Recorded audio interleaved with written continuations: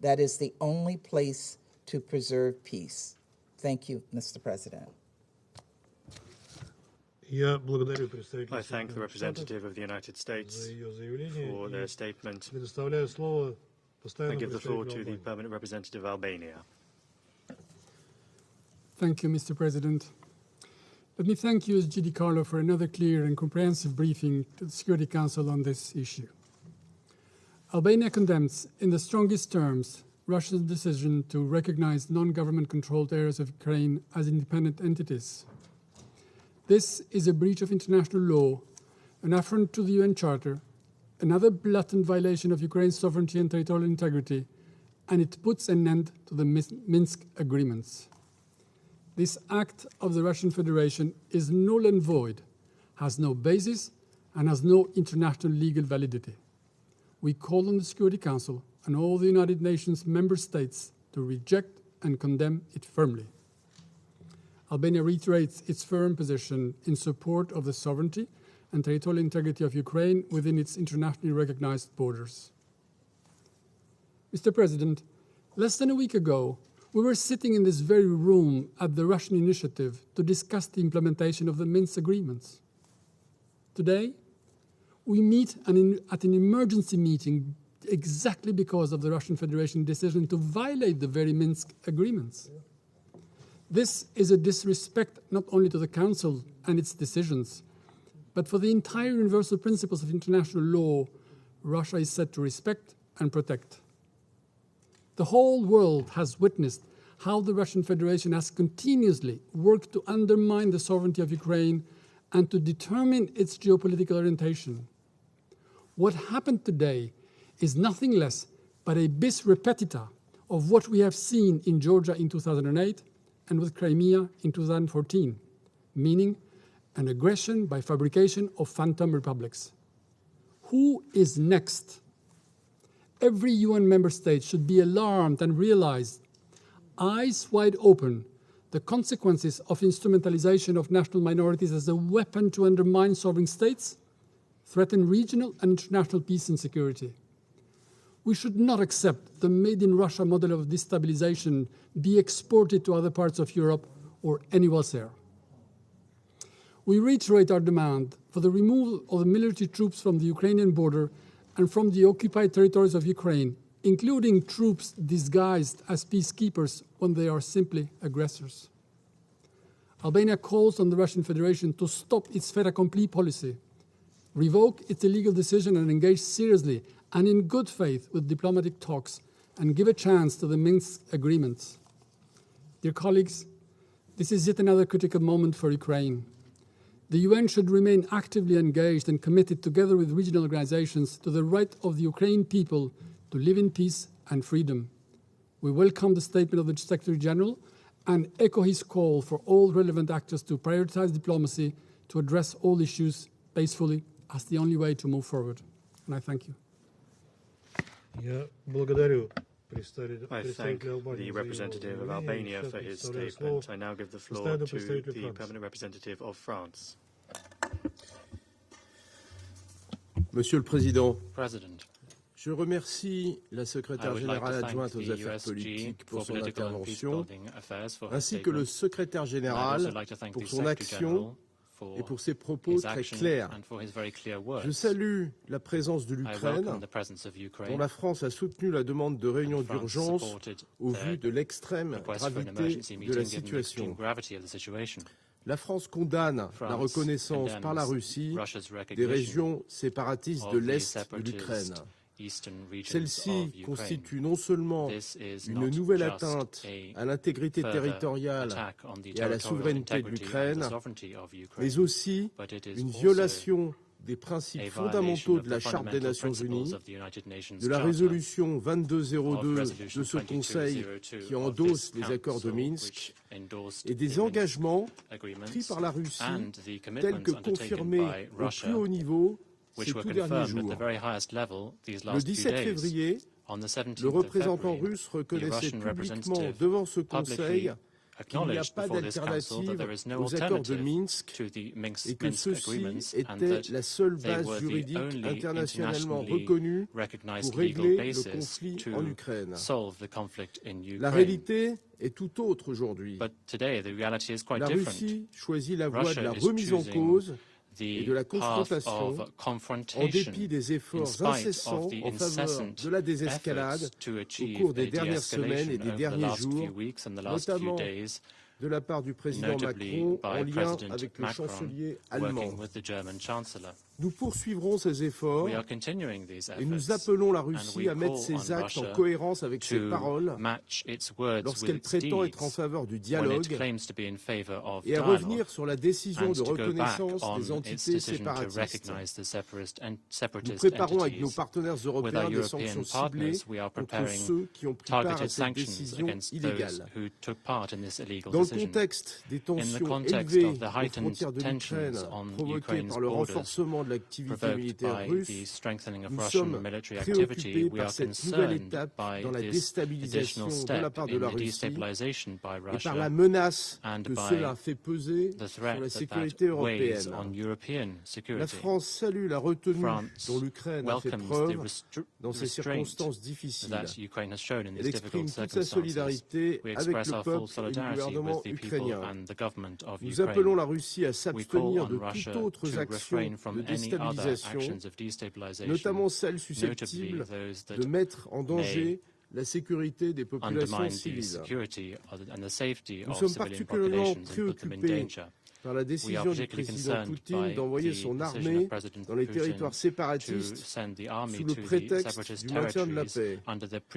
Cela constituerait une autre violation flagrante de l'intégrité territoriale de l'Ukraine. Monsieur le Président, la France continuera de se mobiliser en soutien à la souveraineté et à l'intégrité territoriale de l'Ukraine dans ses frontières internationalement reconnues. Je vous remercie. I thank the representative of France. I now give the floor to the representative of India.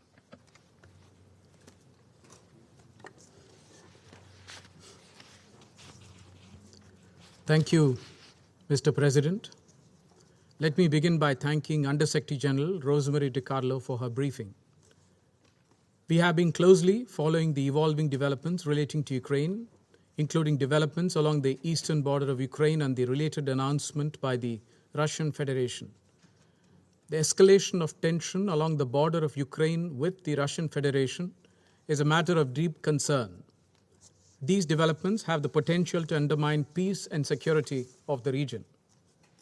We call for restraint on all sides. The immediate priority is de-escalation of tensions, taking into account the legitimate security interests of all countries and aimed towards securing long-term peace and stability in the region and beyond. We are convinced that this issue can only be resolved through diplomatic dialogue. We need to give space to the recent initiatives undertaken by parties which seek to diffuse tensions. In this context, we welcome the intense efforts underway, including through the Trilateral Contact Group and under the Normandy format. We need parties to exert greater efforts to bridge divergent interests. We cannot afford to have a military escalation. As we have emphasized before, the Minsk agreements provide a basis for a negotiated and peaceful settlement, and we need greater efforts to find common ground to facilitate the implementation of the provisions of the Minsk agreements, including key security and political aspects. As we have time and again emphasized, constructive diplomacy is the need of the hour to avoid scaling up of tensions. The safety and security of civilians are essential. More than 20,000 Indian students and nationals live and study in different parts of Ukraine, including in its border areas. The well-being of Indian nationals is of priority to us. In conclusion, we strongly emphasize the vital need for all sides to maintain international peace and security by exercising the utmost restraint and intensifying diplomatic efforts to ensure that a mutually amicable solution is arrived at the earliest. I thank you. I thank the representative of India for his statement. I give the floor to the permanent representative of Brazil. Thank you very much, Mr. President. Let me start by thanking USG Rosemary DiCarlo for the updates she has brought to the Council tonight.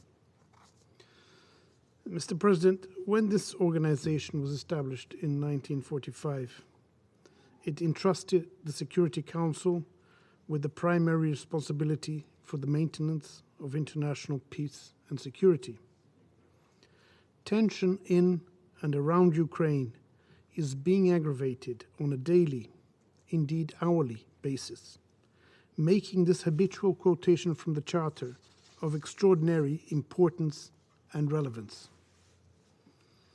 We are all aware how critical the situation has become. Brazil is following the latest developments with extreme concern. In the present circumstance, we in this Council, in representation of the international community, must reiterate calls for immediate de-escalation and our steadfast commitment in support of political and diplomatic efforts to create the conditions for a peaceful solution to the crisis. The collective security system of the United Nations rests ultimately on the pillar of international law. This, in its turn, rests upon core principles enshrined in the Charter, the sovereign equality and the territorial integrity of member states, the restraint in the use or in the threat of use of force, and the peaceful settlement of disputes. Yet this pillar and principles will not yield results unless legitimate concerns of all parties are taken into consideration, and unless there is full respect for the Charter and for existing commitments such as the Minsk agreements. In this vein, we renew our appeal to all concerned parties to maintain dialogue in a spirit of openness, understanding, flexibility, and a sense of urgency to find ways for a lasting peace in Ukraine and in the wider region. A first inescapable objective is an immediate ceasefire, with a comprehensive disengagement of troops and military equipment on the ground. Such a military disengagement will be an important step to build trust among the parties, to strengthen diplomacy, and to seek a sustainable solution for the crisis. We firmly believe that this Council must live up to its core responsibility to help the parties engage in a meaningful and effective dialogue so as to achieve a solution that effectively addresses the security concerns within the region. Make no mistake, at the end of the day, we are talking about the lives of innocent men, women, and children on the ground. I thank you, Mr. President. I thank the representative of Brazil for his statement, and I'll give the floor to the representative, the permanent representative of the United Kingdom. Mr. President, we meet this evening because earlier today, President Putin announced the Russian Federation's recognition of the independence of the so-called Donetsk People's Republic and Luhansk People's Republic, and issued a decree to send Russian military forces into Ukraine as so-called peacekeepers. Colleagues, the actions Russia has chosen today will have severe and far-reaching consequences. First, to human life. An invasion of Ukraine unleashes the forces of war, death, and destruction on the people of Ukraine. The humanitarian impact will be terrible on civilians fleeing the fighting. We know that women and children will suffer most. Second, to the sovereignty and territorial integrity of a UN member state, which is protected and guaranteed by the UN Charter. As the Secretary-General said earlier, Russia's decisions are a violation of the territorial integrity and sovereignty of Ukraine and inconsistent with the principles of the UN Charter. Third, to international law.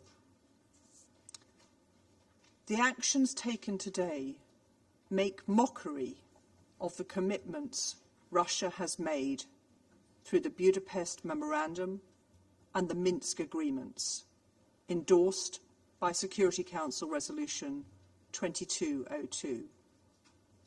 In seeking to redraw borders by force, Russia's actions show blatant contempt for international law. The United Kingdom will be announcing new sanctions on Russia in response to its breach of international law and attack on Ukraine's sovereignty and territorial integrity. There will be severe economic consequences to its actions. Colleagues, now, more than ever, the Council must shoulder its responsibilities for peace and security and defend the principles of the UN Charter. The Council must be united in calling on Russia to de-escalate immediately, in condemning aggression against a sovereign nation and defending the territorial integrity of Ukraine, in calling on Russia to respect its obligations under the Charter to the peaceful resolution of disputes. Russia has brought us to the brink. We urge Russia to step back. I thank you. I thank the representative of the United Kingdom for her statement. I now give the floor to the representative of Mexico. Señor Presidente, agradecemos la exposición sobre la situación prevaleciente en Ucrania por parte de la subsecretaria Dictator. Asimismo, seguimos con preocupación los acontecimientos recientes sobre la situación en el este de Ucrania. Resulta crítico en estas circunstancias poner un alto a las acciones que agravan esta crisis. El Consejo de Seguridad respaldó, mediante la resolución 2202, un conjunto de medidas como el único marco para resolver la situación en el este de Ucrania. Dicha resolución debe respetarse. De manera precisa, en el caso que nos ocupa, se violentan tres principios fundamentales de la Carta de la ONU: la proscripción de la amenaza o el uso de la fuerza en las relaciones internacionales, el respeto a la integridad territorial e independencia política de los Estados y la no intervención en los asuntos internos de los Estados. Resulta asimismo inaceptable que en los últimos días hayan aumentado los bombardeos, las explosiones y otras violaciones al cese al fuego, según reportes de la misión de monitoreo de la Organización para la Seguridad y Cooperación en Europa. Exhortamos a las partes a poner fin inmediatamente a estas acciones. Queremos recordar que en esta misma sala, hace algunos días, Rusia hizo una declaración contundente en el sentido de que no invadiría Ucrania. Esperamos se mantenga el cabal cumplimiento de la misma. México reitera su compromiso con el respeto a la soberanía, la independencia política y la integridad territorial de Ucrania dentro de sus fronteras internacionalmente reconocidas, de conformidad con la Carta de las Naciones Unidas, el derecho internacional y las resoluciones pertinentes del Consejo de Seguridad y de la Asamblea General de la ONU, en particular las resoluciones 2625 y 3314. Nuevamente reiteramos nuestro llamado a retomar la vía de la distensión, la diplomacia y el diálogo. Muchas gracias. I thank the representative of Mexico for her statement. I give the floor to the permanent representative of Ireland. Thank you, Mr. President, and I also want to thank Under Secretary General DiCarlo for her briefing. Mr. President, we meet tonight at a moment of great danger for the people of Ukraine, for peace and security in Europe, and for the international norms and principles that all of us around this table have a responsibility to defend. It's a moment we had hoped to avoid, a moment that should have been averted by diplomacy and dialogue. We must respond to it by speaking clearly and honestly about this grave situation and how we can resolve it peacefully. So let me be clear about where we stand. Ireland's commitment to Ukraine's sovereignty and territorial integrity within its internationally recognised borders is unwavering. Ireland believes in and is fully committed to the core principles enshrined in the UN Charter. These include the sovereign equality and territorial integrity of states. Ukraine has the same fundamental right as every other sovereign and independent state to choose its own foreign policy and to ensure the security and defence of its own territory. The commitments we make as members of the UN are binding on every one of us, no exceptions. Mr. President, last Thursday, during the meeting organised by the Russian Federation on the Minsk agreements, we heard from Deputy Minister Vershinin that the goal of that meeting was for the Security Council to affirm that there was no alternative to this milestone document. We believe that the Council did just that. Yet now, 4 days later, President Putin has decided to recognise as independent entities the non-government controlled areas of Donetsk and Luhansk, and to order troops into those two regions of Ukraine. This is the second time in less than 10 years that the Russian Federation has violated Ukraine's sovereignty and territorial integrity. It is a flagrant violation of international law. In taking this unilateral step, Russia has abandoned the Minsk agreements and cast into doubt all the diplomatic efforts of past weeks. Ireland commends Ukraine for the restraint it has shown in the face of Russia's military build-up at its border and the provocation of the recognition of the Donetsk and Luhansk regions. Ireland, along with our EU partners, supports a clear and unequivocal response to this violation of Ukraine's sovereignty. The Russian Federation's unilateral actions serve only to further raise tensions. Ireland once again calls for calm, de-escalation and the pursuit of diplomacy. Even if that call has not yet been heard, it's a call worth making again tonight. We need to see sustained and credible moves on the ground toward de-escalation of this crisis. We urge Russia to reverse the recognition, withdraw its military forces, and return to discussions within the Normandy format. Mr. President, all signatories of the Minsk agreements agreed on the need for the OSCE's special monitoring mission's safe and secure access to the entire territory of Ukraine. The mandate of the SMM was agreed by all 57 OSCE participating states. At this sensitive time, it is imperative that the SMM be given the full access agreed in its mandate. We commend those who have engaged in dialogue and urge them to redouble their efforts to seek a peaceful resolution to this perilous situation. We owe nothing less to the people of Ukraine.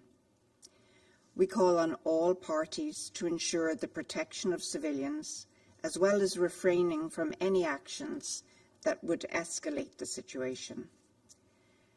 Mr. President, Ukraine has already endured 8 years of bitter conflict with over 14,000 lives lost. The people of eastern Ukraine in particular have suffered from years of insecurity, humanitarian crisis and human rights violations and abuses. This Council and its members have the responsibility to work to resolve this conflict, rather than yield to a grim new chapter which will inflict further misery on Ukraine and its people. This is the time to show the courage to pull back from the precipice and return to dialogue and diplomacy. Mr. President, we all need to demonstrate our faith in the value of diplomacy tonight. Thank you.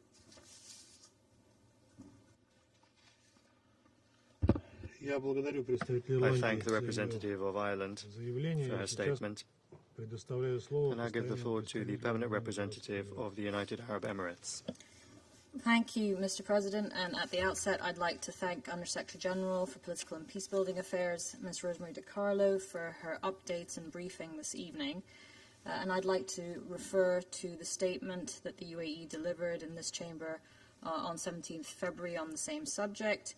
I'd like to emphasize once again the importance of de-escalation and restraint to maintain regional and international security and stability.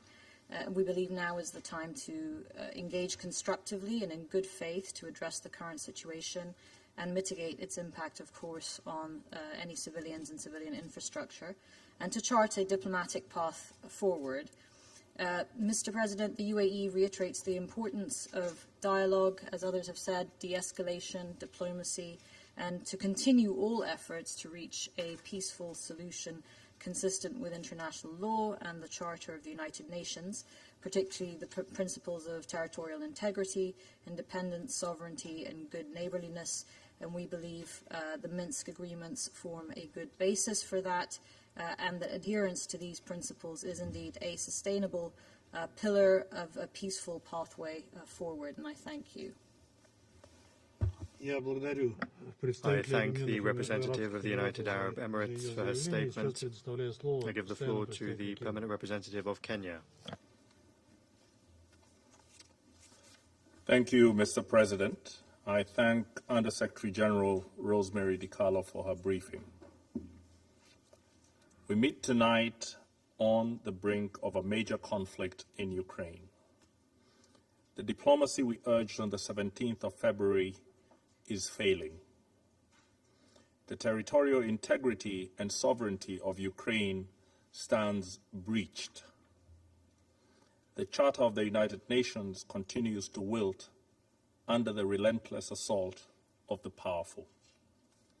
In one moment, it is invoked with reverence by the very same countries who then turn their backs on it in pursuit of objectives diametrically opposed to international peace and security.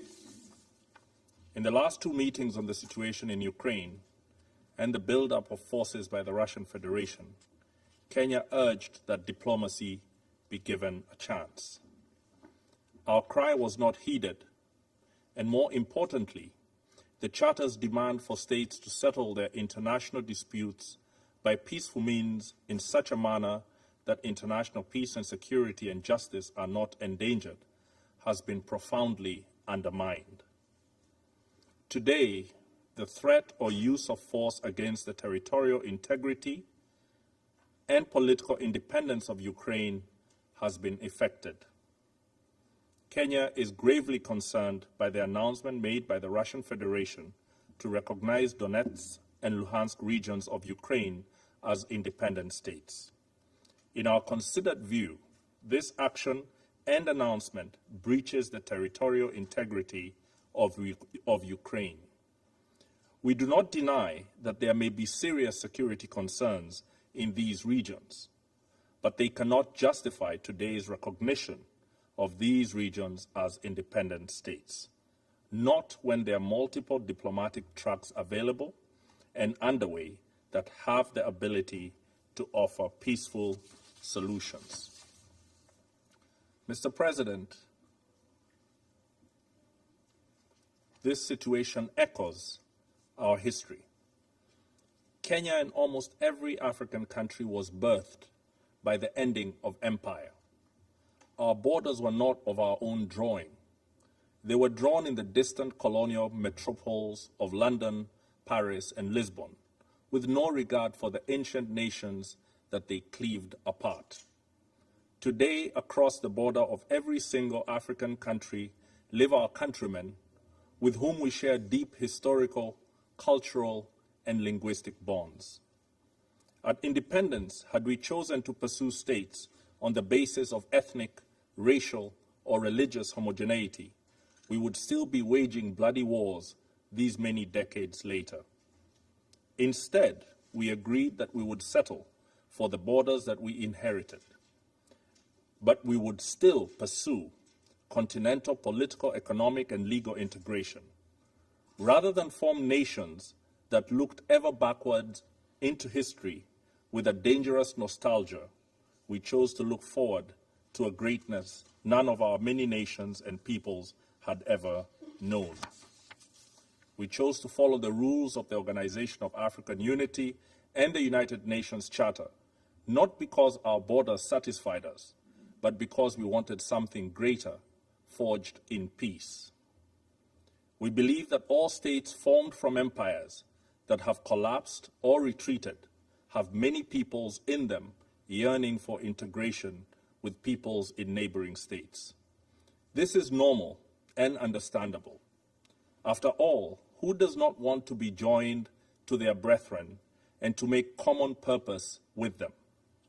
However, Kenya rejects such a yearning from being pursued by force. We must complete our recovery from the embers of dead empires in a way that does not plunge us back into new forms of domination and oppression. We rejected irredentism and expansionism on any basis, including racial, ethnic, religious, or cultural factors. We reject it again today. Kenya registers its strong concern and opposition to the recognition of Donetsk and Luhansk as independent states. We further strongly condemn the trend in the last few decades of powerful states, including members of this Security Council, breaching international law with little regard. Multilateralism lies on its deathbed tonight. It has been assaulted today as it has been by other powerful states in the recent past. We call on all members to rally behind the Secretary General in asking him to rally us all to the standard that defends multilateralism. We also call on him to bring his good offices to bear to help the concerned parties resolve this situation by peaceful means. Let me conclude, Mr. President, by reaffirming Kenya's respect for the territorial integrity of Ukraine within its internationally recognized borders. Thank you. I thank the representative of Kenya for his statement. I give the floor to the permanent representative of Ghana. Thank you very much, Mr. President.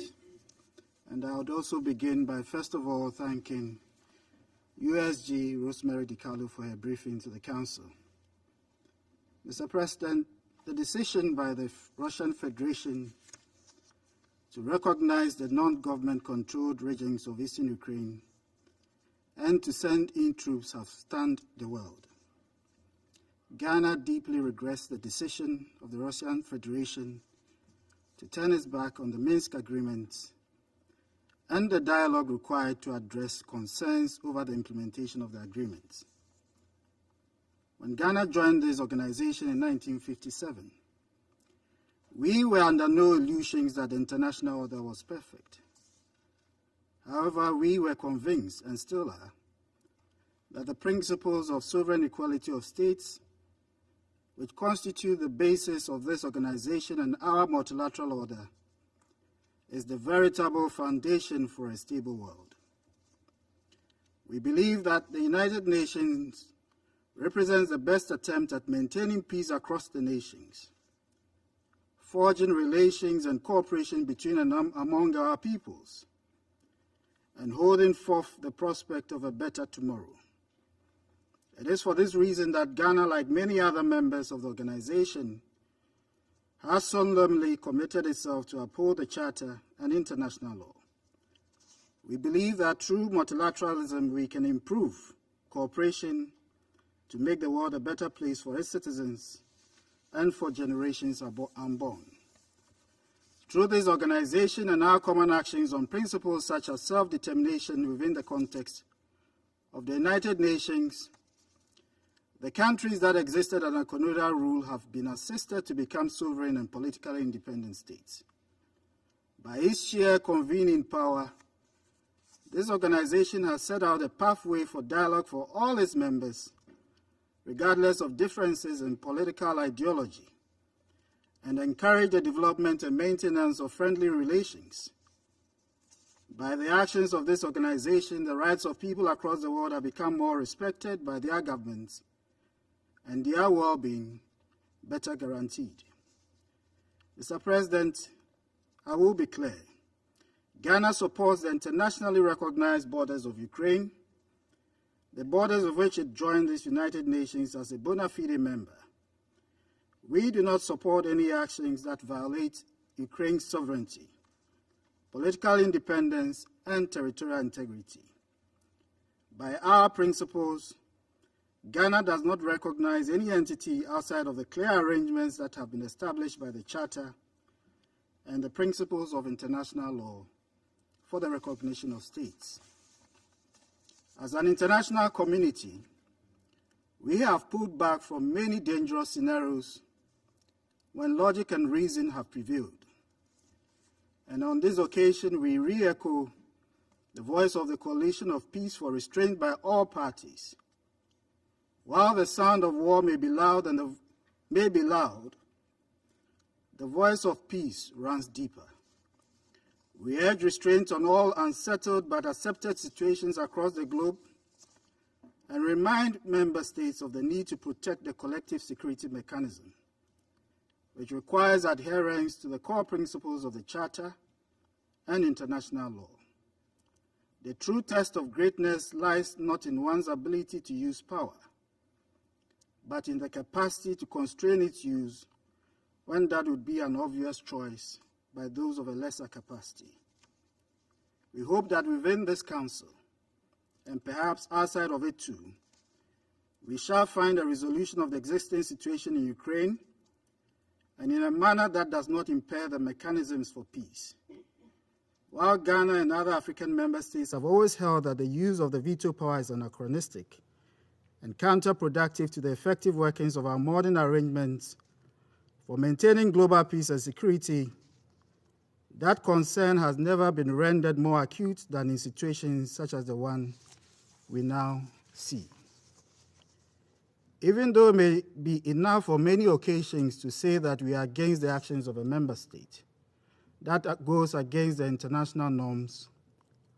On this occasion, we are all required to do more in reaffirming our common commitment to the purposes and principles of the Charter.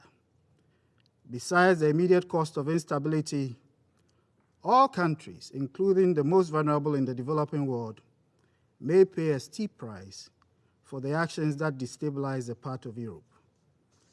As we note with great concern reports of the foreign troops being sent across the borders of Ukraine, we reiterate our continuing concern over the situation of the civilian populations in Donetsk and Luhansk. We urge all parties to strictly comply with the tenets of international law. Mr. President, we may be at the precipice, but we have not fallen over. The path of dialogue and diplomacy still remains.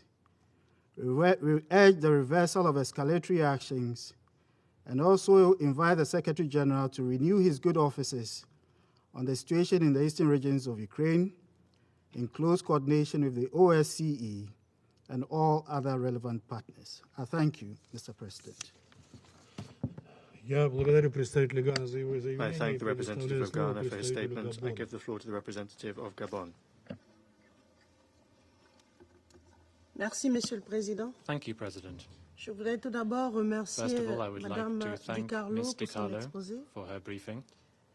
Monsieur le Président, President, ces dernières semaines, notre attention a été régulièrement sollicitée sur l'évolution de la situation aux frontières entre la Russie et l'Ukraine, avec des craintes d'une action militaire assortie d'une montée et d'un durcissement parallèle de la rhétorique des parties prenantes. L'appel de la Douma, il y a de cela quelques jours, pour une reconnaissance de la souveraineté des régions séparatistes de Donetsk et de Lugansk ont envoyé des signaux concordants vers une action imminente. Monsieur le Président, aujourd'hui, la Russie a annoncé sa décision de reconnaître la souveraineté des régions autoproclamées de Donetsk et de Lugansk. Cette décision est lourde de conséquences. Pour la souveraineté et l'intégrité territoriale de l'Ukraine, elle met également à mal la pertinence et la mise en œuvre des accords de Minsk. Le Gabon, qui est particulièrement attaché au principe d'intangibilité des frontières, à l'intégrité territoriale et à la souveraineté nationale, prend acte de l'atteinte à ces principes essentiels des relations internationales. Mon pays appelle toutes les parties à la désescalade, à la retenue et à privilégier le règlement pacifique des différends, conformément à la Charte des Nations Unies, et les encourage à recourir aux canaux du dialogue, de la diplomatie, pour sortir de la crise et éviter l'irréparable. Je vous remercie. I thank the representative of Gabon. I now give the floor to the permanent representative of Norway. President, let me also thank USG Rosemary DiCarlo for her briefing, and through her, the Secretary General for today's press statement. We are gathered here this evening because of the Russian Federation's violation of the core principle on which this organization is built, the sovereign equality of all its members. Norway strongly condemns the decision by the Russian president to recognize the self-proclaimed People's Republic of Donetsk and People's Republic of Luhansk in eastern Ukraine as independent states. Recognition of the self-proclaimed People's Republic is a clear violation of the Minsk agreements, under which Russia recognizes the non-government control areas in eastern Ukraine as part of Ukraine. The Russian Federation, as signatory of the Minsk agreements and as endorsed by Resolution 2202, has made a clear commitment to seek a peaceful settlement to this conflict. And recognition of the self-proclaimed People's Republics runs directly contrary to the work of the Normandy format and the trilateral contact group towards a negotiated peace. Furthermore, Russia's actions constitute a clear violation of international law. It has chosen unilateral action and military threats rather than diplomacy and dialogue. Norway urges Russia, as a party to the conflict, to fulfill its commitments to abide by international law and to return to the path of diplomacy. Russia's continued massive military buildup in and around Ukraine remains an issue of grave concern. Norway urges Russia to de-escalate by withdrawing its military forces from within Ukraine and from the vicinity of its borders. We commend Ukraine's posture of restraint in the face of continued provocation and destabilization efforts. Russia's decision to deploy forces in eastern Ukraine is unjustified and irresponsible, as it further increases tension. We are facing the prospect of a war that would not only threaten Europe's security architecture, but would also lead to unparalleled suffering for the civilian population. Norway calls on Russia to strictly respect and fully adhere to international humanitarian law. We call upon all parties to protect civilians, including humanitarian personnel and civilian infrastructure, and to facilitate safe, rapid, and unhindered humanitarian access to those in need in Ukraine. President, let me conclude by again reiterating Norway's unwavering support for Ukraine's sovereignty and territorial integrity within its international recognized borders. Let me finally recall the principles and purposes of the UN Charter, which are now under threat by the action of the Russian Federation in and around Ukraine. Thank you. I thank the representative of Norway for her statement. I give the floor to the permanent representative of China. Thank you, Mr. President. Mr. President, China has been paying close attention to the latest developments of the situation in Ukraine.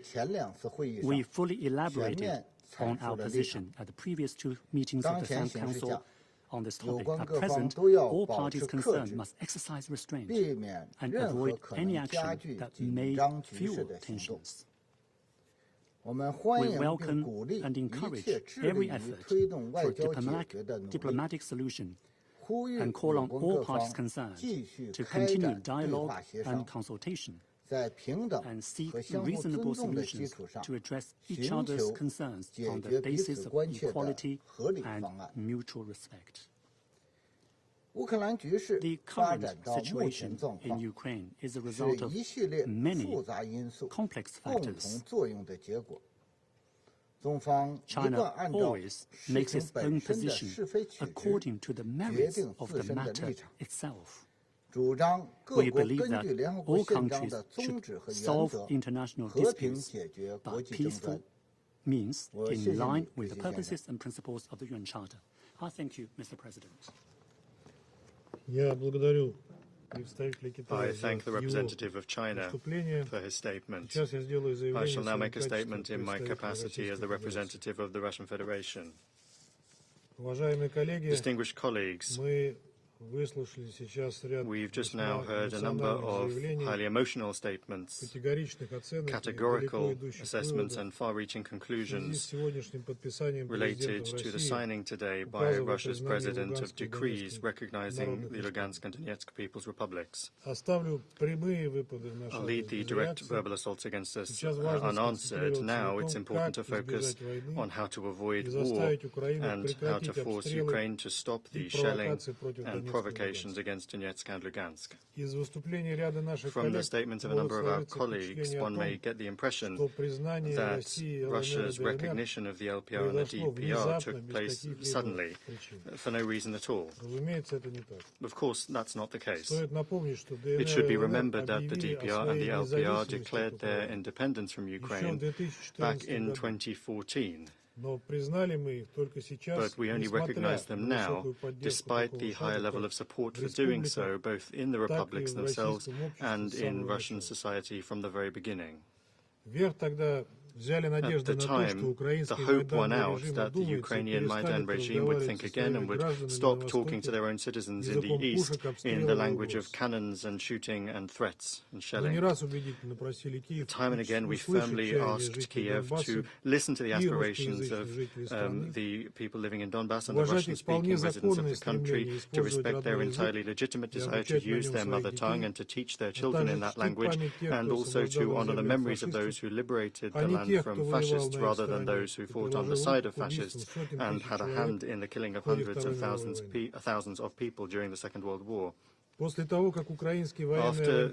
Ukrainian military adventures butted up against the determination of the people of Donetsk and Lugansk to defend their lands, the Minsk agreements were signed and the package of measures was adopted with the aim of implementing it. There was once again hope for peace and that the Maidan authorities would be sensible, having exhausted the desire to submerge Donetsk and Lugansk in blood.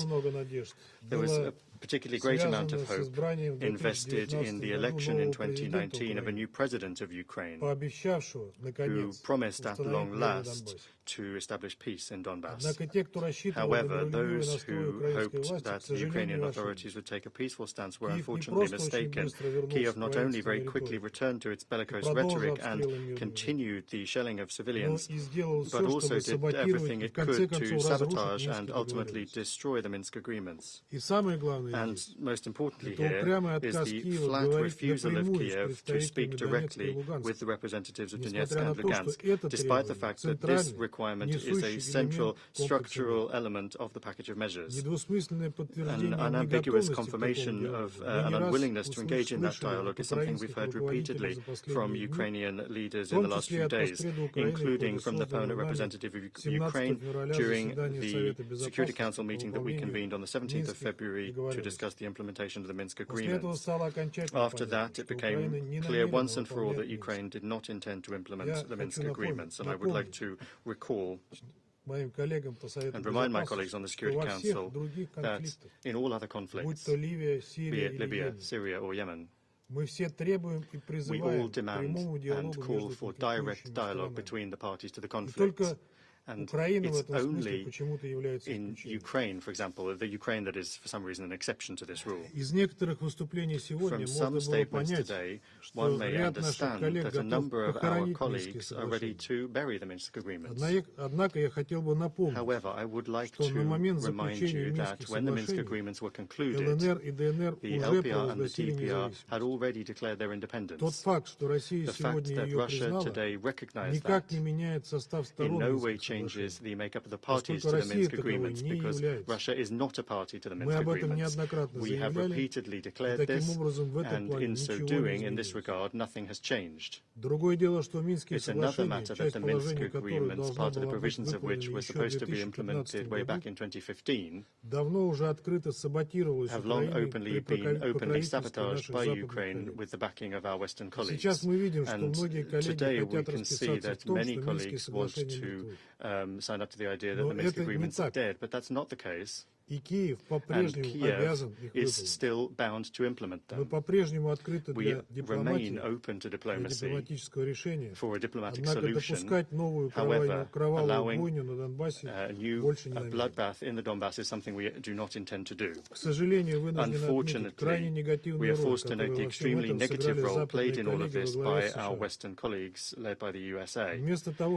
Instead of forcing Kiev to implement its obligations, they have merely been openly egging Ukraine on, repeating the meaningless mantra that the obligations under the Minsk agreement are not being implemented by Russia, which, as we've repeatedly underscored, is not even a party to the Minsk agreements. Moreover, while for the last few weeks already whipping up unfounded panic around the allegedly impending Russian invasion of Ukraine, our Western colleagues have been unashamedly cramming weapons into the country, sending instructors there, essentially nudging the Ukrainians who have concentrated an 120,000 strong military contingent along the contact line towards an armed provocation against Donbass.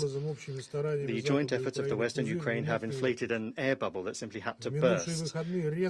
In the past weekend, there's been a sharp increase in the intensity of Ukrainian shelling of residential areas of LPR and DPR, and the 1,600 shells have been shot, civilians have been killed. The territory of the republics has been penetrated by subversive groups who have carried out or tried to carry out sabotage of critical infrastructure. As I already said, there are casualties from among the civilian population. The LPR and DPR have declared general mobilization. It's in Russia and not Ukraine that refugees have flooded to. Over the last few days, the number of evacuated women, old people and children has reached around 60,000 people, and Russia is hosting them and providing them with conditions for them to be housed and supported. There has also been shelling of some towns and villages on Russian territory near the border zone, and so it has become clear that Donbass is on the brink of a new Ukrainian military adventure, as was already the case in 2014 and 2015. We cannot allow that. That is why the Russian president heeded the opinion of parliamentarians and members of the Russian Security Council, and you know the rest. A detailed statement from our head of state about the reasons of this decision that has been taken was broadcast in detail by all the world's leading media. Сегодня, правда, мы услышали откровенное передергивание того, о чем говорил президент в своем выступлении, об истории и генезисе этого кризиса, и о том, что он якобы говорил, что хочет восстановить Российскую империю. Уважаемые коллеги, хотел бы призвать наших западных коллег одуматься, отбросить эмоции и не делать ситуацию хуже.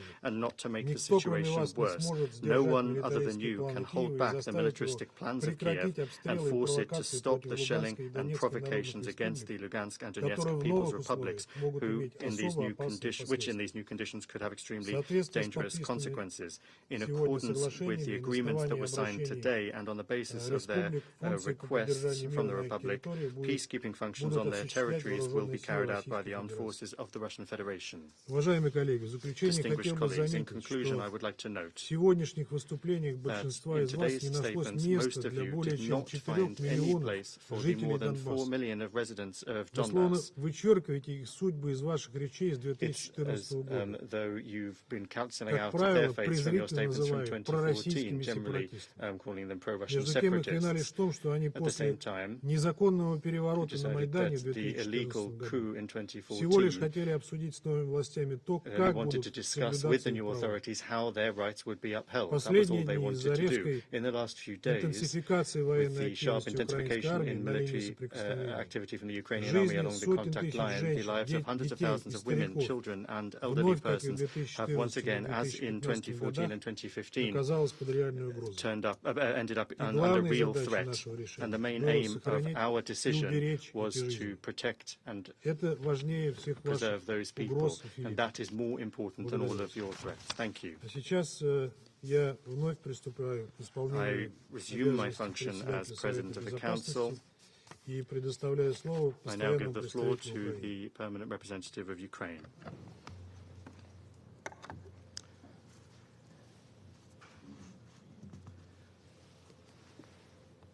Distinguished members of the Security Council, Under Secretary, it is with unease that I will now remove my mask. And it is not because of the COVID virus. We are all vaccinated. There are vaccines for COVID. It is because of the virus that has so far no vaccine, the virus that hit the United Nations, and the virus that is spread by the Kremlin. The delegation of Ukraine has requested this urgent meeting to draw the attention of the Security Council to the illegal and illegitimate decision by the President of the Russian Federation to recognize the occupied parts of Donetsk and Lugansk regions of Ukraine as so-called Donetsk and Lugansk People's Republics. Today, the entire membership of the United Nations is under attack by the country that occupied the membership of the Security Council in 1991, bypassing the UN Charter. The country that occupied parts of the territory of Georgia in 2008. The country that occupied parts of Ukraine in 2014. As stated by the President of Ukraine, Vladimir Zelenskyy, following the urgent meeting of the National Security and Defense Council of Ukraine, the internationally recognized borders of Ukraine have been and will remain unchangeable, regardless of any statements and actions by the Russian Federation. Ukraine unequivocally qualifies the recent actions by the Russian Federation as violation of sovereignty and territorial integrity of Ukraine. The political leadership of the Russian Federation shall bear full responsibility for the outcomes of the decision taken. Recognition of the occupied parts of the Donetsk and Lugansk regions of Ukraine may be considered as unilateral withdrawal by Russia from the Minsk agreements, and well as its disregard of the decisions taken in the framework of the Normandy Fall. This step undermines peaceful efforts and ruins the existing negotiating frameworks. By the decisions adopted today and those that may be adopted tomorrow, Russia legalizes the presence of its troops, which have actually been in the occupied areas of Donbass since 2014. A country that has fueled the war for 8 years is not able to maintain peace as it claims. What will happen next?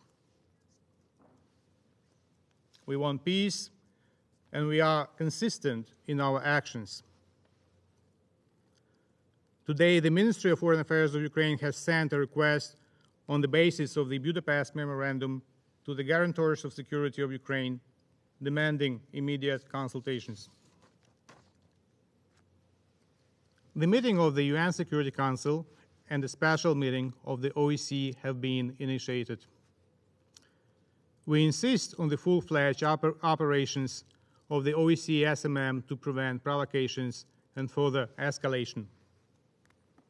An emergency summit of Normandy 4 has been requested. We expect from our partners clear and efficient steps of support.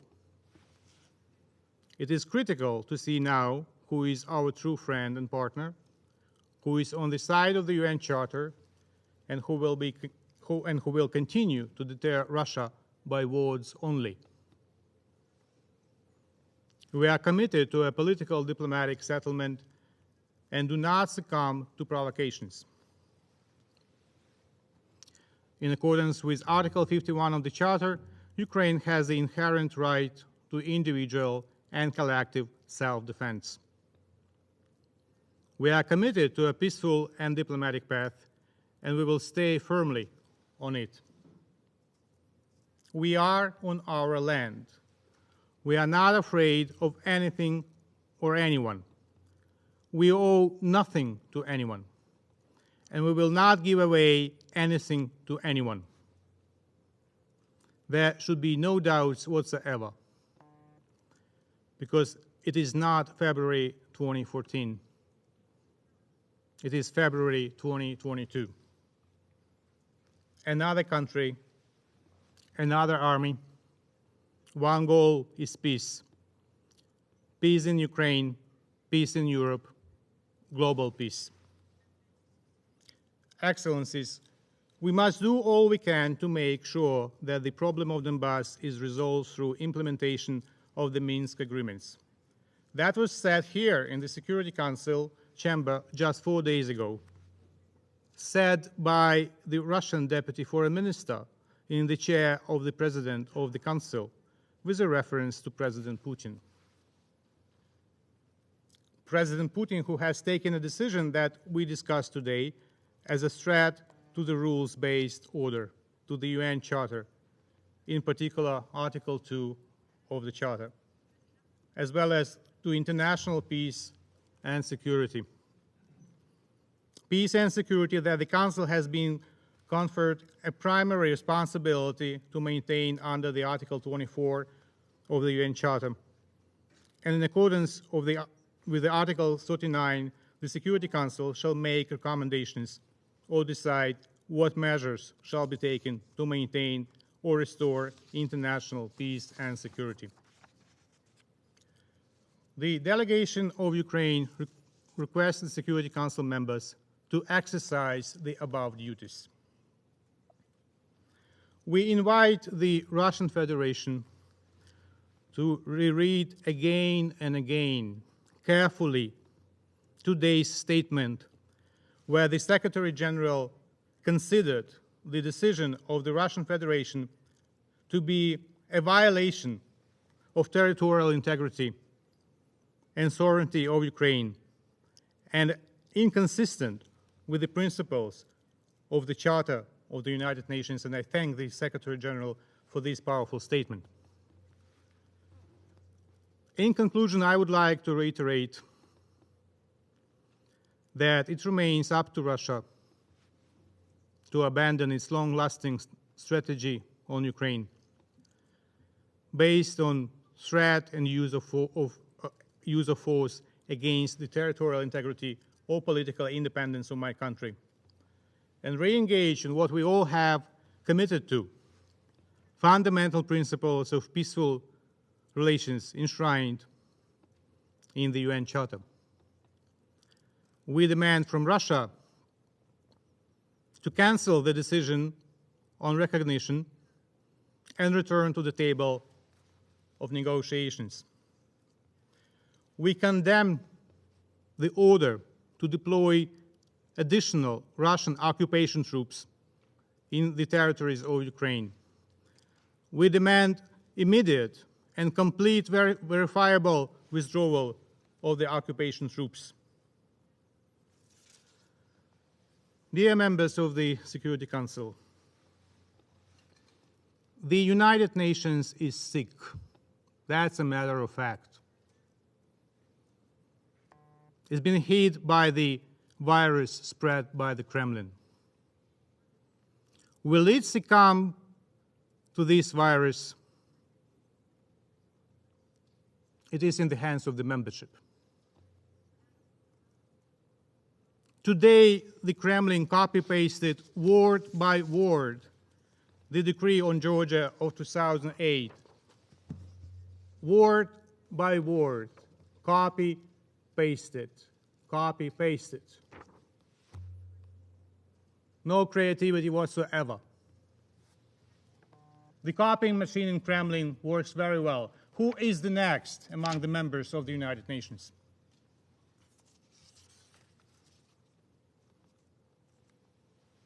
The question is open. I thank you.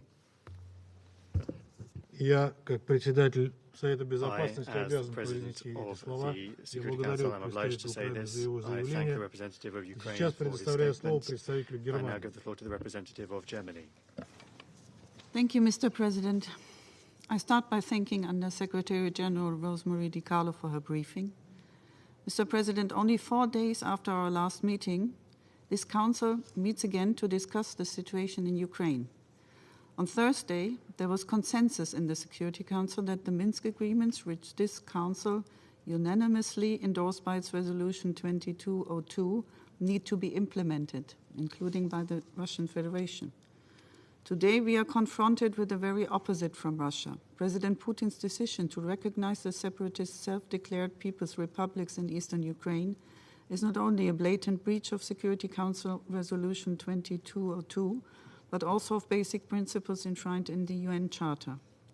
It is another flagrant and deliberate violation of Ukraine's territorial integrity after the illegal annexation of Crimea and the instigation and fueling of the armed conflict in eastern Ukraine since 2014. Russia has repeatedly insisted it was not party to the conflict. Today it unmasks itself and shows that it always has been.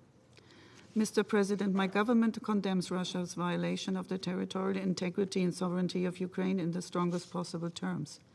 With our allies and partners, we will take firm and adequate measures in response to Russia's breach of international law that will have serious economic, political, and geostrategic consequences. And I call on all UN member states to join us in condemning Russia's actions of today. Today's decision comes in the context of an unprecedented buildup of Russian forces around Ukraine over the last weeks and months. These forces seem poised to attack. We have seen a flare-up along the line of contact over the last days and efforts that appear to fabricate a pretext for a Russian attack. Moreover, Russia has declared its readiness to deploy troops in eastern Ukraine. The UN Charter is crystal clear. It unequivocally prohibits the threat of force against the territorial integrity and political independence of states. The current Russian force deployment around Ukraine can only be considered as a further threat against Ukraine's territorial integrity as a whole. Mr. President, I call on Russia to live up to its obligations as a permanent member of this Council And I urge Russia to immediately revoke today's decisions and recommit to the Minsk agreements, and in line with the Normandy 4 and what was agreed on. Russia must not cross the international recognized borders of Ukraine. Moreover, Russia must immediately withdraw its troops from the regions bordering with Ukraine and Russia and Belarus. And I call on Russia to recommit to the rules-based security architecture in Europe, which has been built over decades. Russia's decisions have put this order under serious strain. We call upon Russia to instead return to the path of diplomacy, instead of shedding further blood. And Germany will spare no diplomatic effort in this regard, while steadfastly standing by Ukraine, its territorial integrity and sovereignty, and the Ukrainian people. Thank you. I thank the representative of Germany for her statement. There are no more names inscribed on the list of speakers. The meeting is adjourned.